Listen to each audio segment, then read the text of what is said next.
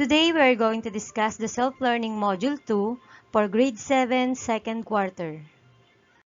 Similar to Cordillera music, the music of Mindoro is used for communication with the spirits in rituals and worships, weddings, work, courtship, festive occasions, and lullabies. Marayaw song used to communicate with the spirits in rituals for healing the sick and protecting the community. In Mindoro, we have two characteristics of vocal music. The first one is what we call the syllabic. It is the vocal passages which has one musical note per syllable. And the second one is what we call the melismatic. It is the vocal passages which has several musical notes in one syllable.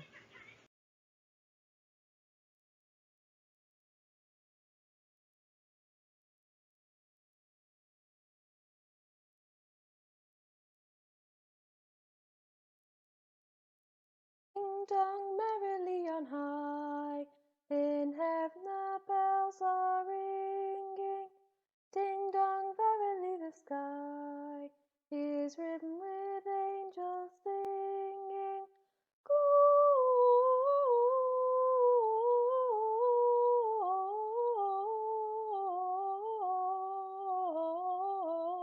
Gloria, Hosanna in excelsis. Gloria,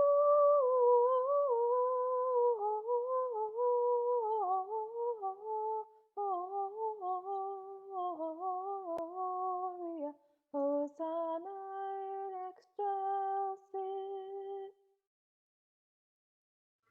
Ambahan. It is composed of a 7-syllable line ending in rhymes. It is often used in parenting, in courtship, and by visitor to ask for food. The texts in Ambahan are commonly written on bamboo, often chanted with instruments. This is an example of Ambahan text. As you can see, it is written on 3 different languages. The first column is written in Hanunuwa Mangyan. The second column is in English, and the third column is Filipino. Let's read and analyze the meaning of the Ambahan text. In English, if united we remain, and our band is strong and pure. You and I, far as we are, it's like holding hands again. It's like sitting side by side. In Filipino, kung buklod ay matibay, maayos ang samahan, ikaw nga at ako man, magkahawak ng kamay, wari nasa kandungan. For your activity in Music Week 2, you are going to read the poem and analyze the meaning of the example Ambahan text. So, meron niyang English and Filipino. So, after mong maintindihan ang meaning ng poem, you are going to answer the following questions. So, number 1, what is the message of the poem? Number 2, what is the function of this poem in the lives of the Mangyan? Number 3, what is the distinguishing characteristics of representative Philippine music from Mindoro in relation to its culture area? And number 4, how can you relate this poem to your life? After writing the answer, you are going to upload your answer in our Google Form link. For arts, we're going to discuss the general characteristics of Mimaropa and the Visayas artwork. The arts and crafts of Mimaropa and the Visayas are the combination of designs from indigenous people that resides in the regions and colorful and rich influence from the Spanish conqueror. The Visayas is one of the 3 principal geographical divisions of the Philippines, consisting of different major and minor islands as you can see on the map on your screen. Weaving is a skill that is developed and passed on from generation to generation in the provinces of Mimaropa and the Visayas Islands.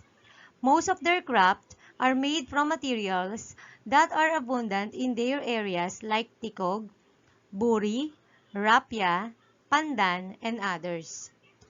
As you can see on the picture, their designs are derived from their surroundings and represent their community.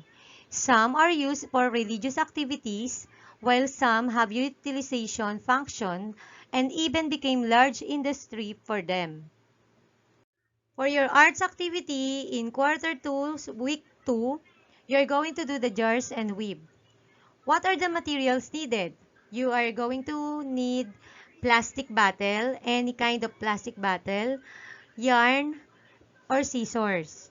Kung walang plastic bottle, pwede rin gumamit ng mga plastic cups. Yung tama lang para malagyan natin ng mga ballpen. Kung makikita nyo yung finished product. Ano yung mga procedure? Class, sundin yung procedure, wag mag-shortcut. Okay?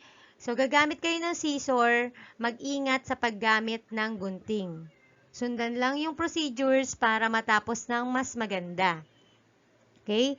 So, dito sa jars and weave, the first one, you're going to cut the plastic bottle to desired height.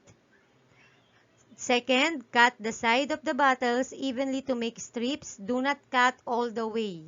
Okay? Third one, you're going to tie the end of the yarn to the first strips so that the yarn will not move when weaving. Number 4, start weaving the yarn to the body of the bottle using the over and under technique. So, ano yung over and under technique? Ayan, nandyan sa picture. And number 5, ganyan dapat yung makikita kong finished product. Okay? So, ito yung criteria kung paano ko gigradean yung inyong activity for your arts, jars and weave. Okay? Following directions, craftsmanship, and your effort. After nyo magawa yung activity, you're going to upload at least 3 to 4 pictures of the performance output in our FB group. Kailangan makita ko yung procedure, saka yung finished product na hawak nyo. Okay? Para malaman ko na inyo yung activity na ginawa nyo at kayo yung gumawa. In PE, the importance of having and maintaining an exercise program should be kept in mind to become a healthier individual. Even at young age, you need to take care of yourself by doing exercise and participating in different sports like running, gymnastics, table tennis, tennis, and arnis. Those are what we call dual sports. Exercise and sports participation should always be part of your routine. For PE activity, get your module. We're going to answer this activity 1. Or kung wala yung module nyo sa tabi nyo, papel na lang muna. So the following statements show different trainings for dual sports. Read the statements carefully by putting a check mark if the statement is correct. Okay? So, naka-ready na yung papel, ballpen, or module. So, sagutan natin. Hantayin ko kayo, ha. Ready? Number 1. Training for competitive sports participation should be planned and done carefully. Kapag tama yung statement, lagyan ng check. Number 2, basahin mabuti.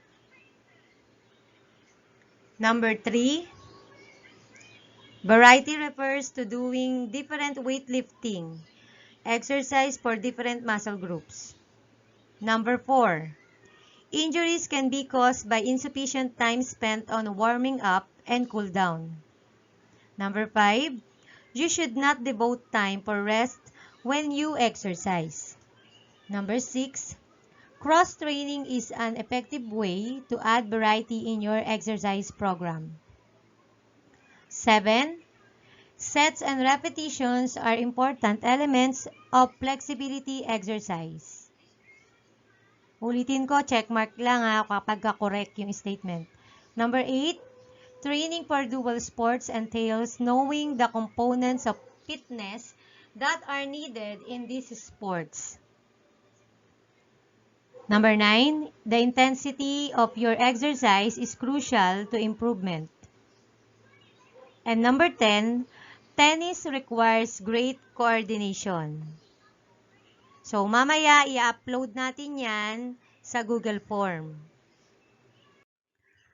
Again, ready your ballpen and paper or magsagot sa module. Sagutan na natin tong number 2 activity sa PE para mabilis ang pag-upload ng sagot sa Google Form. The following statement are the description of dual sports, and identify the following statements or sentences whether it is pertains to running, badminton, tennis, arnis, table tennis, or gymnastics. Okay? So, isulat lang kung ano yung sagot nyo, ha? Ready? Number 1. A net game played on a rectangular court, whether opponents volley, shuttlecock over a net using a racket. So, ano yung sagot nyo dyan? Number 2. It is a game similar in principles to lawn tennis and played on flat table into equal courts by a net fixed across its width at the middle. Isulat ang sagot. Next, number 3. It is described as a gate in which the feet are off the ground and is a form of aerobic exercise. Number 4, a game in which two opposing players, singles or pairs of players, double, use a racket to hit a ball over a net on a rectangular court. Number 5, it is a Filipino martial art that can be performed individually or with a partner, using a single stick or a pair of sticks for striking and blocking. Number 6, physical exercises designed to develop strength and coordination. So, yung mga sagot nyo yan, pag natapos na, you're going to upload it sa Google Form. So, mamaya, pagka bigay ko ng link, upload nyo na agad kasi nasagutan na natin. For health, we're going to discuss the guidelines in selecting healthful food based on nutritional needs. Healthy eating is not about strict dietary limitation, staying unrealistically thin, or depriving yourself of foods that you love. To achieve your full growth potential, proper food selection and eating are very essential. You must know your physical need for food and follow the dietary guidelines appropriate for your age. Hindi yung kain kayo ng kain. In health, you're going to answer the activity number 2. You're going to read the statements below kung yan ba ay pinapractice mo or hindi. Kapag ang statement na yan ay pinapractice mo or ginagawa mo, so you're going to draw a happy emoticon for yes. Kapag hindi mo naman siya ginagawa or hindi mo siya pinapractice, you're going to draw a sad face emoticon for your no answer. Yung my plan and decision, sagutan nyo na lang yan after ng lesson discussion natin for today. So again, ready your materials. Sagutin na natin to. Number 1, I follow the nutritional guideline to keep me healthy. Yes or no? Number 2, I maintain a healthful weight. Yes or no? Number 3, I eat a healthful diet. Yes or no? Number 4, I eat the correct servings for the groups in the food guide pyramid for my age group. Yes or no? And the last number, I exercise regularly. Yes or no? Again, be honest with your responses. After mong masagutan, you're going to upload your answer in our Google Form link.